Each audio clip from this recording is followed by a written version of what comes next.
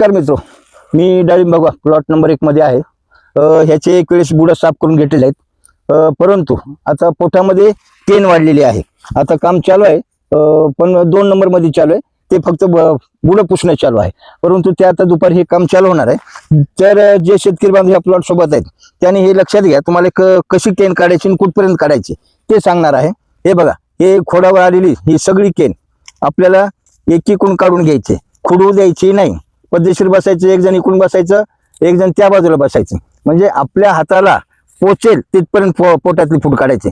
आणि जी वरची टॉपची फूट काढायची ती आणखीन आत्ताच काढायची नाही, तर ती फूट आणखीन 8-10 दिवसांत विचार करायचा, जेणेकरून चौकीमधून शेटिंग बऱ्यापैकी झाली की मग जवळपास 80% शेटिंग झाली, मग वरची केन थोडी ऑटोमॅटिक थोडी कमी होती शेटिंग झाली तर, आणि मग ती केन पुसून घ्यायची आहे. तर शेतकरी बांधव हे लक्षात घ्या, आपल्याला हात जिथपर्यंत पुरतो तिथपर्यंत घ्यायचा आहे, वर वाकून आपल्याला घ्यायचे नाही. काय होतं, वर वाकून घेताना समजा काही कळी आलेली आता हे बघा फुलकळी, आपण हे पोटात घालणार, त्याच्यावर आपलं पोट पडणार, मग कळी डिस्टर्ब होणार.